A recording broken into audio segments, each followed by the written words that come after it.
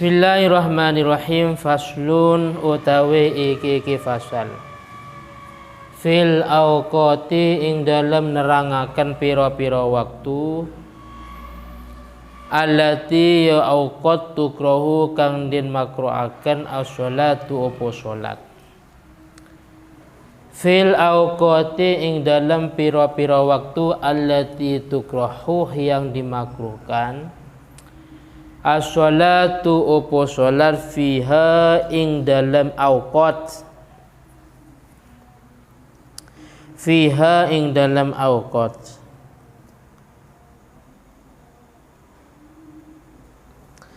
Tahriman kalawan makruh tahrim.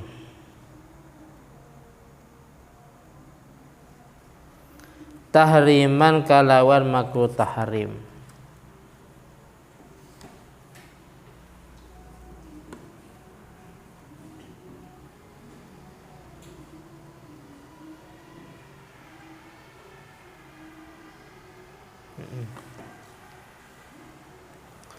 Jadi menjelaskan tentang waktu-waktu yang hukumnya makruh tahrim untuk melaksanakan sholat. Jadi ada istilah makruh tahrim. Makruh ada dua, ada makruh tanzih, ada makruh tahrim. Kalau makruh tanzih tidak sampai pada tahap mendapat dosa. Contohnya bagi orang yang berpuasa di siang Ramadan, setelah tergelincirnya matahari makruh memakai siwak. Itu namanya makruh tanzih. Makruh tanzih. Paham ya?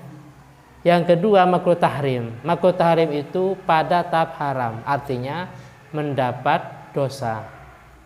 Saya ulangi lagi, makruh tahrim itu artinya mendapat dosa. Seperti ini.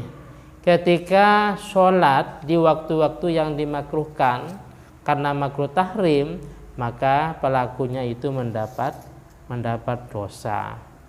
Contohnya sholat setelah sholat asar, atau mungkin sholat setelah sholat subuh, ya nggak ada usolli sunatan ba'diyatal asri, nggak ada.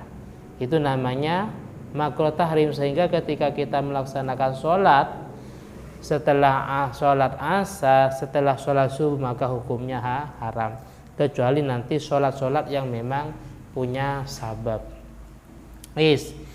Sekarang ketika ada pertanyaan, apa bedanya antara haram dengan makruh tahrim? Ya, haram itu ketika kita melaksanakan mendapat dosa.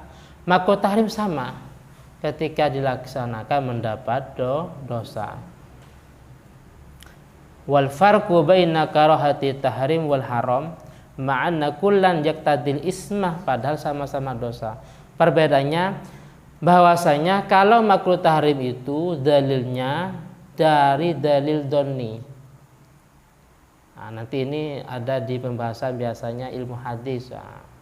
Sedangkan kalau haram itu dalil qat'i. Dalil qat'i itu dari Al-Qur'an, ya, dari hadis, ijma dan qiyas. Hadis mutawatir, nanti dalam ilmu hadis ini nanti insyaallah. Jadi kalau ada penjelasan, sedangkan kalau dalil dhanni seperti hadis ahad umpamanya, belum pernah dengar ya? Di sekolah pernah dengar sekolah? Ada hadis sahih, pernah dengar ya? Hadis dhaif, hasan, maudhu, mutawatir umpamanya.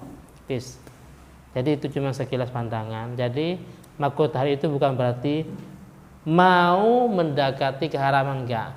Makruh tahrim itu mendapat dosa, cuman yang membedakan antara makruh tahrim dengan haram secara dalil. Kalau dalil dari Al-Qur'an, hadis yang mutawatir, ijma dan qiyas, berarti itu namanya haram. Tapi kalau dari dalil hadis ahad umpamanya, itu makruh tahrim. Kama koyok penjelasan fir raudhah ing dalam kitab Raudhah. Namanya, nama panjangnya Raudhatul Muttaqin. Karyanya Imam Nawawi. Wa syarhil muhadzabih lan kitab Majmu' Syarah Muhadzab. Nama lengkapnya Majmu' Syarah Muhadzab, sama karyanya Imam Nawawi.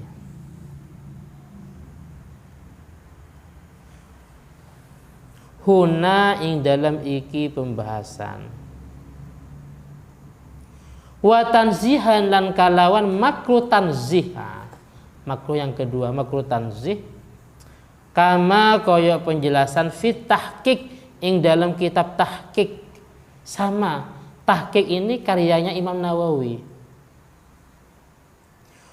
Wa syarhil muhadzabih lan ing dalam Majmu' Syarah Muhadzab.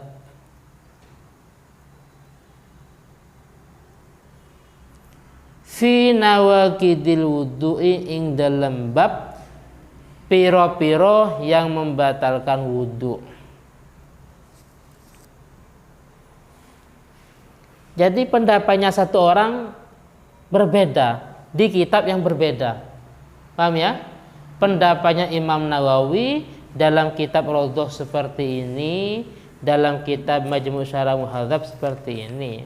Sedangkan dalam kitab Tahqiq dan Majmu' di bab Nawaqidil Wudu juga berbeda. Ini pendapatnya satu orang, cuman berbeda di kitab yang berbeda. Ini kitab besar semua ini. Mungkin kalian semua membaca satu kitab ini seumur hidup nggak cukup mungkin. Contohnya Majmu' Syarah Muhadzab itu kurang lebihnya sampai 30 juz. Satu juznya tebal malah. Satu juznya baca dari awal. Baca, jelaskan. Baca. Nah, ya Allah, kalau bukan karomah ulama ini nggak mungkin dengan usia yang sangat singkat, dengan karangan yang sangat banyak. Ya, ini satu kitab Majmu' contohnya, Majmu' Syarah Muhadzab sebanyak 30 juz ya. Satu juz tebal. Nah itu kita membacanya itu membaca, memahami umpamanya. Tapi ulama-ulama kita karena itu termasuk karomah. Paham ya? Nah, sekarang kan bukan penulis tapi menjiplak ya. Copy paste ya was, copy. Ulama dulu menulis sambil sholat istikharah ya, riyadhah. Makanya manfaat. Kalau ngaji itu harus punya wudu ya, harus punya wudu. Itu bedanya pondok dengan di luar pondok. Paham ya? Jadi itu sekilas daripada waktu-waktu yang sholat di dalamnya itu hukumnya makruh tahrim. Tidak mendapat dosa tidak mendapat pahala bahkan mendapat dosa. Itulah perbedaan orang yang berilmu dengan yang tidak.